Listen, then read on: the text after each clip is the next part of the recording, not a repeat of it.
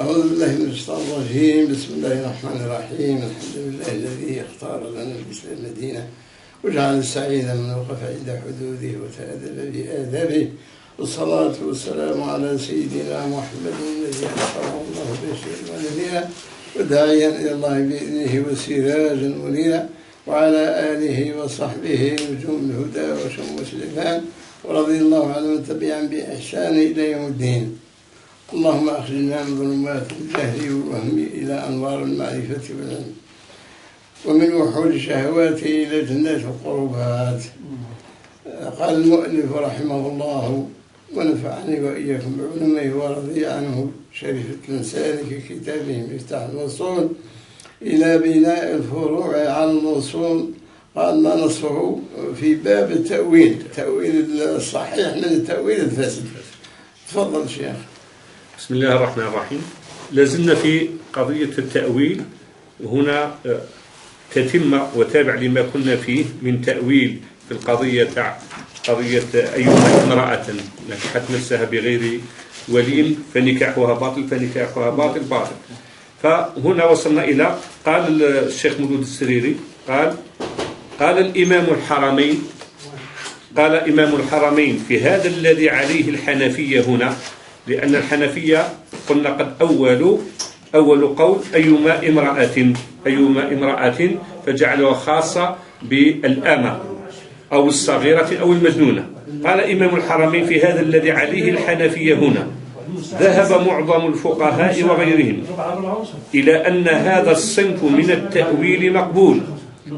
وقال القاضي وهو مردود قطعا، وعز هذا المذهب إلى الشافعي قائلا إنه على علو قدره كان لا يخفى عليه هذه الجهات في التأويل، وقد رأى الاعتصام بحديث عائشة اعتصاما بالنص وقدمه على الأقيس الجلية، وكان ذلك شاهد عدل في أنه رضي الله عنه كان لا يرى التعلق بأمثال هذه المحامل، أي أن الشافعي لا يؤول هذا التأويل البعيد الذي لا يدل عليه النص ولا يثبته أمرا آخر. ومجموع ما نوضح به هذه المسألة طرق نعددها. الطريق الأول الطريق الأول أنه عليه السلام ذكر أعم الألفاظ إذ أدوات الشرط من أعم الصيغ، وأعمها ما وأي، فإذا فرض الجمع بينهما كان بالغا في محاولة التعميم. وقرائن الأحوال المتقابلة متقبلة عند الكافة، فإذا قال من ظهرت به المخايل الضجر لمرضه أو أمر ألم به لبوابه، أي السيد الذي أصيب بمرض ظهرت به مخايل الضجر لمرضه أو أمرا ألم به لبوابه لا تدخل علي أحدا، فلو أدخل البواب كل ثقيل ولم يدخل أقواما مخصوصين زاعما أني حملت لفظك على الذين منعتهم لم يقبل ذلك منه. هنا قال إذا كان أحد كان لمرضه أو لضجره قال لبوابه لا تدخل علي أحد، هنا عامة. فلو هذا البواب لم يدخل عليه أقوام مخصوصين وأدخل عليه الثقلاء وقال إني حملت هذا اللفظ على العام على أناس مخصوصين، فهذا القول لا يقبل من البواب، أي هذا التأويل البواب فإنه تأويل بعيد فلا يقبل منه. فإذا ابتدأ الرسول عليه السلام حكما ولم يجره جوابا على السؤال، أي هذا القول عائشة حديث الذي روته عائشة لم يكن سبقه سؤال لرسول الله صلى الله عليه وسلم، إنما هو ابتدأه ولم يضيفه إلى حكاية حال، لم يكون جوابا على سؤال، هذه أيما امرأة لم يكن جوابا على سؤال، ولم يكن كذلك إضافة إلى حكاية حال، ولم يصدر منه حلا لإعضال وإشكالا. إذن ما كان لا جواب عن سؤال ولا حكاية حال ولا حلا لإعضال وإشكال في بعض المحال. محسوب هذا مباشرة هو ابتدأه الرسول صلى الله عليه وسلم بدون سبب، بل قال مبتدئا وإليه ابتداء الشرع بأمر الله، وشرح ما أعظم من كتاب الله. أيما امرأة، أي في هذا حديث أيما امرأة، فالرسول هو ابتدأه دون سؤال أو حكاية حال أو حل لمعضلة، إنما هو تشريع مباشر.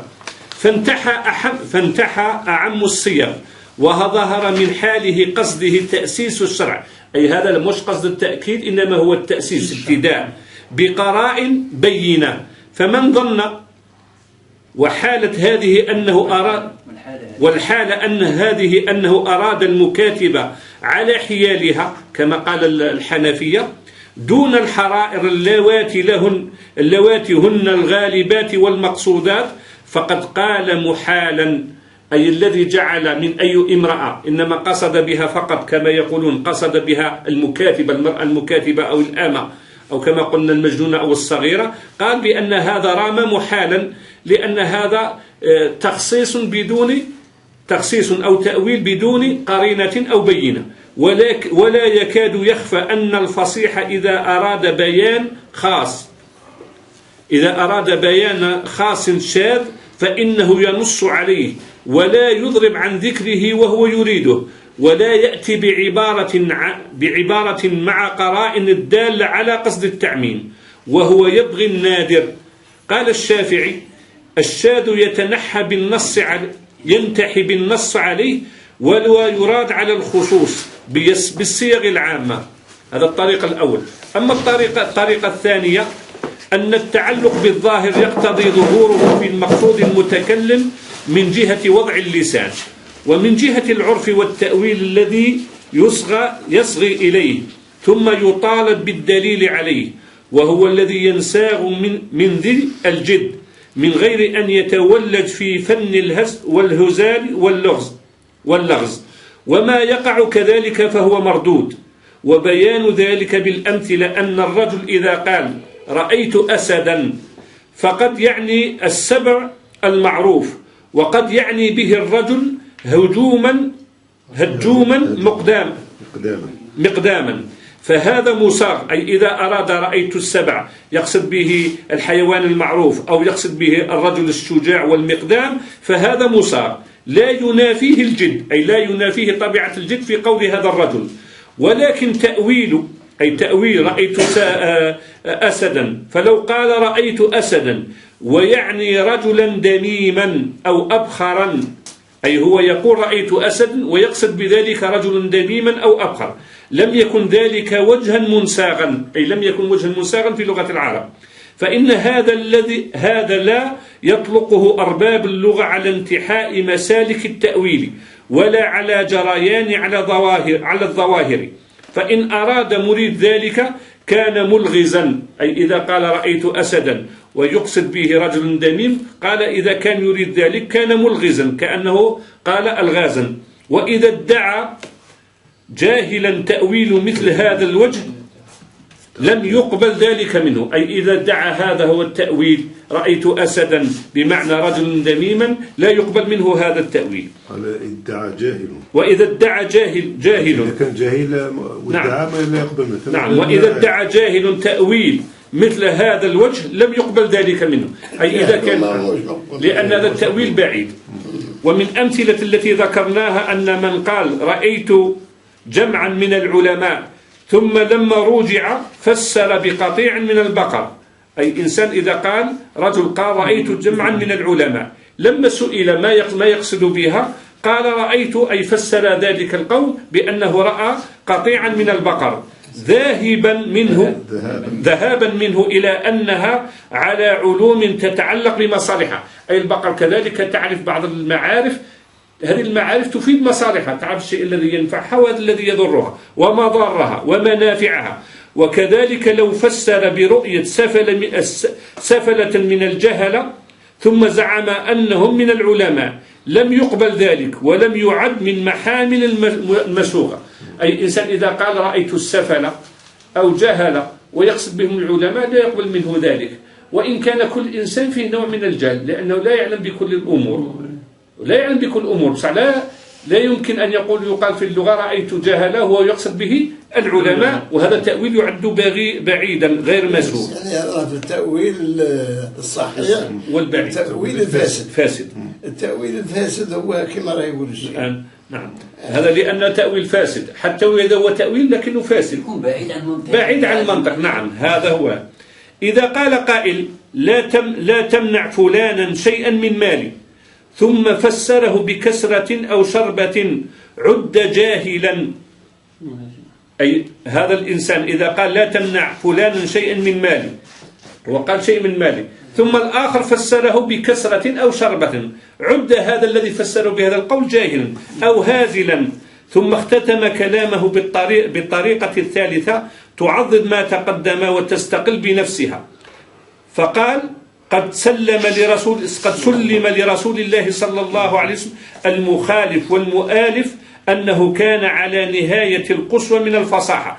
أي كل الموافق ومخالف لرسول الله كلهم قالوا بأن الرسول صلى الله عليه وسلم هو أفصح الناس، ولا حاجة إلى الإطناب في إثبات هذا، ولا يخالف من معه مسكة من العقل أن الحمل على ما ذكره هؤلاء يحط الكلام عن مرتبة الفصاحة والجزالة. أي الذين فسروا أيما امرأة قالوا بأنها حملوها وأولوها على المكاتبة أو المجنون والصغيرة، قالوا هذا يكون فيه كأنه ماذا؟ الرسول صلى الله عليه وسلم إذا تكلم بهذا الكلام إذا كان يقصد بهذا القصد فلا يكون فصيحا، وهذا ممنوع. ويحل متكلم به محل الحصر العين، أي الإنسان الجاهل الذي لا يحسن الكلام، الذي يعمم في غير غرض ويبتغي التخصيص من غير إشعار به، وكل ما يتضمن إلحاق كلام رسول الله صلى الله عليه وسلم بالمستهجن الغض فهو مردود على قائله. أي كل تأويل يجعل من قول الرسول صلى الله عليه وسلم أو من الرسول صلى الله عليه وسلم كأنه غير فصيح، فهذا التأويل مردود على صاحبه، لأنه يعد بهذا التأويل كأنه فيه طعن لرسول الله صلى الله عليه وسلم. ثم لما استكمل رضي الله عنه الطرق ختم كلامه بأن قال كل ما قدمته توطئة وتمهيد وضرب أمثال، وأنا أعلم على الضرورة والبديه أن الرسول صلى الله عليه وسلم لم يرد بقوله أيما امرأة المكاتبة دون غيرها، فهذا منتهى قول في هذا ولا مزيد على ما ذكره القاضي، أي أنه يرجح قول بأن أيما امرأة إنه عموم دون حصر ودون تخصيص كما خصصه الحنفية. فإن احتج من يسوغ هذا الفن بأن قال الإيماء والمكاتبات داخلات تحت العموم عند فرض التمسك بظاهر العموم، وكل ما يدخل تحت الظاهر في العموم لا يبعد تنزيل العموم عليه تخصيصا. قالوا آخرين هنا قالوا إذا كان قلت أيما امرأة هو العموم فيدخل في العموم المكاتبة وغيرها، فلا يبعد تخصيص هذا العموم بالمكاتبة بمعنى ذلك. وهذا الذي ذكروه فإنه لا يعارض ما نبهنا عليه. الجمهور لم يعارضوا بأن العموم يمكن يدخله التخصيص، لكن قالوا هذا العموم أين التخصيص؟ التخصيص ما يكونش بالتأويل البعيد، فليس معتبر فيما يقبل ويرد أقيسة وتشبيهات وتلفيق عبارات، ولكن إنما يسوغ في التأويلات ما يسوغه الفصحاء. وقد قدمنا في صدر هذه المجموعة انحسام مسالك القياس في اللغة، فإن إرادة النوادر مع إرادة الظواهر ليست بدعا، وكذلك إرادة بعض ما يظهر باللفظ العام ليس مستنكرا على الشرائط ستأتي. أي أنه قالوا بأن العموم نعم تأتيه المخصصات إلى غير ذلك، هذا موش بدع من القول، لكن أيما امرأة هذه لم يأتي ما يخصصها، فلذلك تأويل إذا أولنا بأنها مخصصة بتأويل بعيد فلا يقبل. فأما إرادة الأقل الأخص بلفظ أعم من أشمل فهو مردود بالوجه الذي قدمناه. فإن قالوا تخصيص حال في تغيير الحكم عموم اللفظ محل الاستثناء، ثم يجوز إطلاق لفظ عام يعقبه استثناء لا ينفي إلا الشاذ الأخص، فلا يساغ ذلك فليسغ ذلك في التخصيص أيضا، وهذا من الطراز الأول، فإنه قياس وتشبيه وتلفيق العبارات مع معاندة القطع، ثم لا يجوز أن يصدر من رسول الله صلى الله عليه السلام مثل هذا الاستثناء. وقد منع القاضي مثله من غير رسول الله صلى الله عليه وسلم على ما ذكرناه في مسائل الاستثناء ومن جواز ذلك من غير ومن جوز ذلك نعم ما ذكرناه في نعم. وقد منع القاضي مثله من غير رسول الله صلى الله عليه وسلم على ما ذكرناه في المسألة الاستثناء، ومن جوز ذلك من غير رسول الله صلى الله عليه وسلم فهو في حكم النص المصرح به، وإن جيء به في صيغة ركيكة والرسول صلى الله عليه وسلم منزه عن مثل ذلك فقد لاح الغرض من هذه المسألة. البرهان أي كتاب البرهان للجويني باب التأويلات. الآن وقال وكذلك من التأويل الساقط، أي ما زلنا في هذا الحديث أيما امرأة، ما زال في تأويل هذا الحديث الذي روته عائشة. وكذلك من التأويل الساقط تأويلهم أي الحنفية قوله صلى الله عليه وسلم في هذا الحديث باطل بأنه أي نكاح الأمة والصغيرة والمجنونة سماه صلى الله عليه وسلم بذلك لأنه يؤول إلى البطلان. هما أول الباطل في قوله باطل أي يؤول إلى البطلان، موش باطل هو الآن يؤول إلى البطلان أي يمكن أن يؤول إلى البطلان إذا لم يقره الولي. الحنفية قالوا أيما امرأة أن نكحت نفسها بنفسها فنكاحها باطل. هنا قالوا أولوه يؤول إلى الباطل لأن أي امرأة هم أولوها إلى المجنونة والصغيرة، فقالوا يمكن للولي أن يبطله ولا يوافق عليه إذا لم يقره الولي، وذلك احتمال أن تقع من ذكر في زواج غير كفء، أي احتمال إذا زوجت الصغيرة أو المجنونة نفسها بغير كفء فالولي أن لا يوافق على هذا ويبطل الزواج، فقالوا يؤول إلى الباطل، موش باطل الآن يؤول، يمكن أن يؤول إلى الباطل.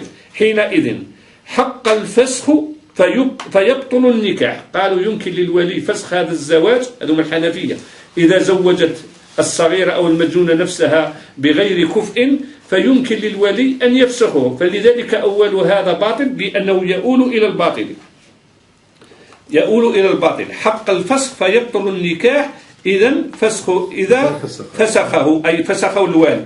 وإنما كان هذا التأويل فاسدا، هذا قول الجمهور، قالوا هذا التأويل فاسدا لأنه يعاند ظاهرا أقوى منه. قالوا هذا التأويل لماذا عده الجمهور منهم المالكي والشافعي فاسد؟ قالوا لأنه يعاند ظاهرا أقوى منه، فإن تأكيد الباطل في هذا الحديث يتكرره بتكراره 3 مرات يبطل هذا التأويل، لأن الرسول صلى الله عليه وسلم قال باطلا باطل باطل.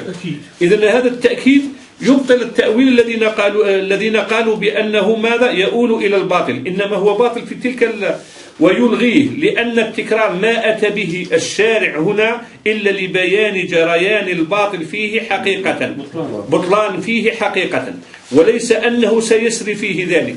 أي الجمهور قالوا جريان البطلان حقيقة لا أنه سيؤول إلى الباطل، أي أنه باطل بمجرد أنها عقدت بدون ولي، وليس أنه يسري فيه ذلك في المآل. ثم إن الصغيرة ليست امرأة، ثم قالوا بأن كذلك تفسير أو تأويل الصغيرة بامرأة في قوله أيما امرأة يقصد الصغيرة، قالوا أن العرب لا تقول ثم إن الصغيرة ليست امرأة في حكم اللسان أي لسان العرب، كما أن الصبي ليس رجل، قالوا الصبي من لا ندعوه برجل، وكذلك الصبية لا ندعوها بمرأة.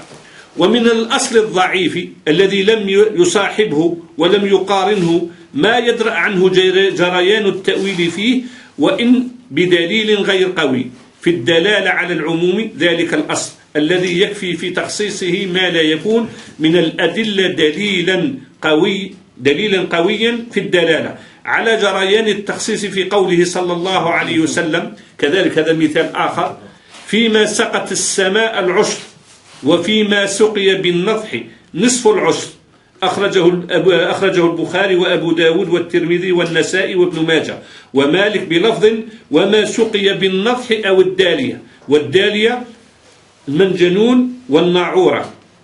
إذا احتج به أبو حنيفة، يحتج أبو حنيفة بهذا الحديث فيما سقت السماء العشر وفيما سقي بالنضح نصف العشر، احتج به أبو حنيفة. وموضع الاحتجاج به منه هو لفظ ما في قوله فيما، يحتج بالعموم. أبو حنيفة احتج بالعموم هنا في قوله فيما على وجوب الزكاة في الخضروات. الإمام أبو حنيفة يقول بأن الخضر فيها الزكاة خلاف المالكية، لأنها داخلة في عموم قوله صلى الله عليه وسلم فيما سقت السماء وفيما سقي بالنضح أو الدالية. قالوا هذا الدليل تاع الأحناف لماذا؟ قال لأنه الرسول استعمل فيما سقت السماء تعم كل ما سقي بالسماء أي بالمطر أو بالدالية أو بالنضح بالآلة.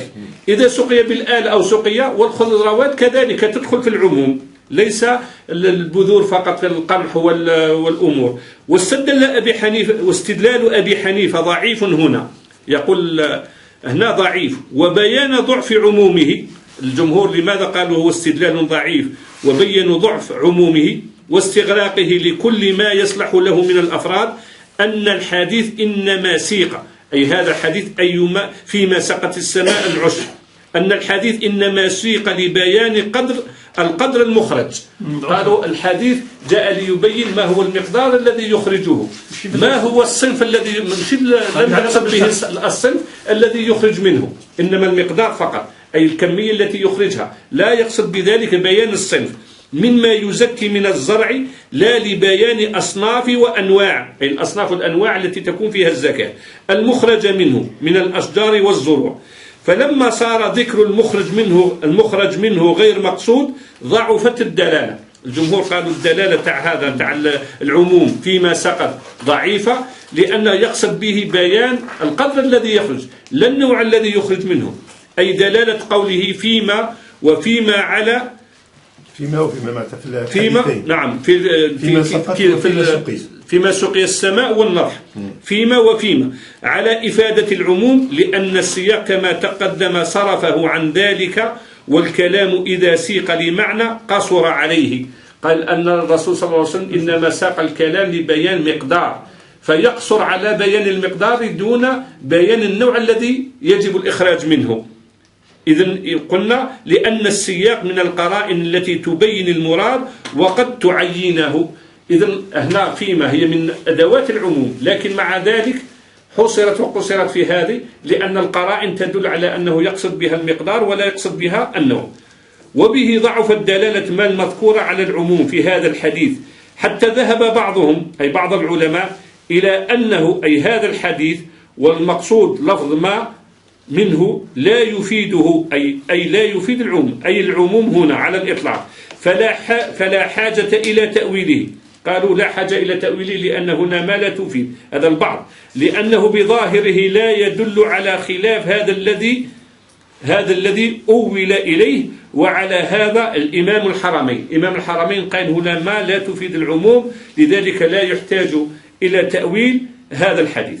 وإن كان الحق أنه يفيده، هذا مخالف كما قال الشريف تلمساني، إن كان الحق أنه يفيده أي ما هنا تفيد العموم، لأنه من صيغ العموم وضعا، وإنما دخله التأويل كما ترى بقرينة السياق. أي الجمهور هنا أولوا فيما. لماذا أولوا بقرينة السياق؟ لأن الرسول صلى الله عليه وسلم ساق هذا الحديث لبيان قدر المخرج، فلذلك حصرت فيما هنا. إذا نقول لم تفيد العموم، إنما حصرت في بيان مقدار دون بيان النوع.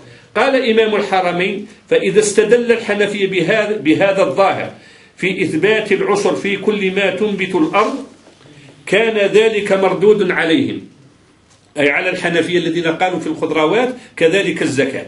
فإن الرسول استاق كلامه هذا للفرق بين السيح والنضح، أي الأمور التي تسقى بالسماء أو المطر أو بالآلة، لا للتعرض لجنس ما يجب فيه العشر. فإذا ظهر أن هذا الفن من العموم لم يقصده الشارع، وإن جرى في كلامه اللفظ الصالح له وهو ما سقط السماء، فالاستمساك به في قصد التعميم باطل. هنا الإمام الحرمين يقول بأن الاستمساك بعموم هذه ما باطل، إذ ظهر من كلامه خلافه، أي ظهر من سياق القرينة أن الرسول لم يقصد بذلك، إنما قصد المقدار فقط. هذا في البرهان، في كتاب البرهان.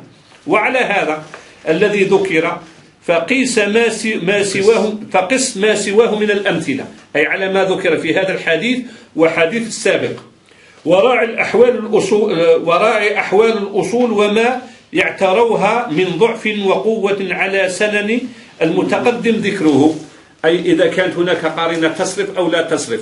وإذا قد نجز هذا الكلام هذا كله فهذا تمام الكلام في المؤول وأهم مسائله، وبالله التوفيق.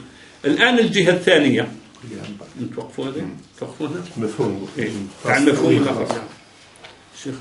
اللهم صل وسلم على سيدنا محمد وعلى آله وصحبه صلاة لا نهاية لها كما لا نهاية لكمالك وعد كماله، وعلى صاحبه جبريل المطوق بنور رب العالمين.